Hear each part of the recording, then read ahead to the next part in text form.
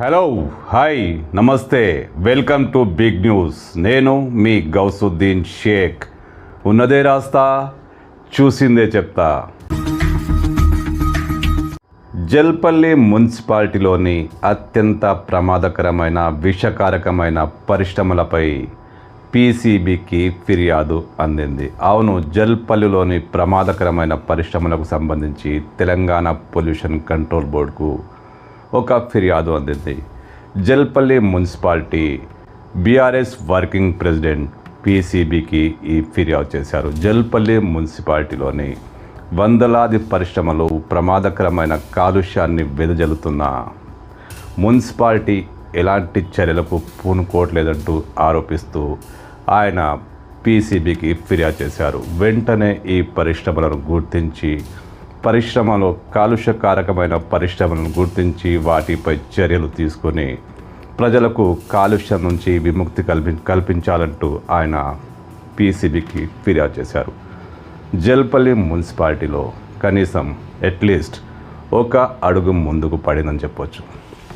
నేను ఎప్పటి నుంచో చెప్తున్నాను, ఈ పరిశ్రమలకు సంబంధించి జనం పూనుకోవాలని. కనీసం బీఆర్ఎస్కు చెందిన ఈ నేత షర్ఫుద్దీన్ హామీద్ ఈ ఫిర్యాదు చేశారు.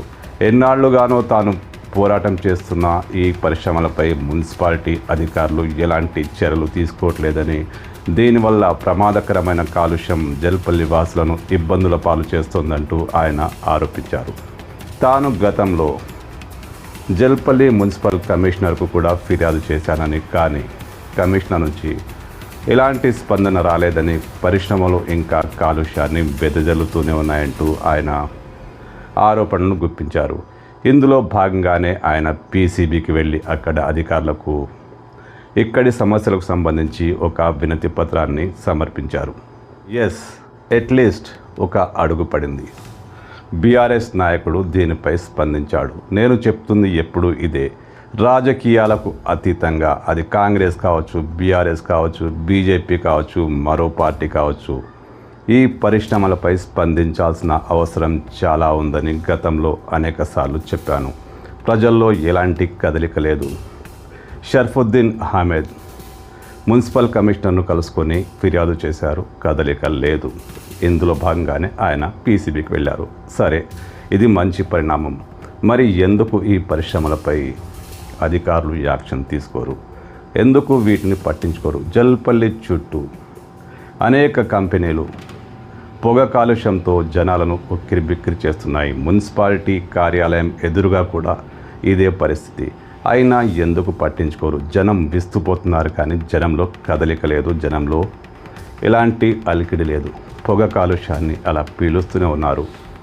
లేని రోగాలను అంటించుకుంటున్నారు. అవి తెలియకుండానే వాళ్ళను ఇబ్బందులు పాలు గురి చేస్తున్నాయి, వాళ్ళ ఆరోగ్యాన్ని హరిస్తున్నాయి.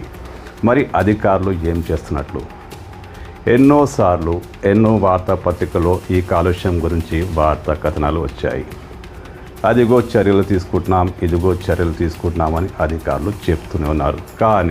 కానీ జల్పల్లిలో రవ్వంత మార్పు లేదు. ఎందుకు పట్టించుకోరు?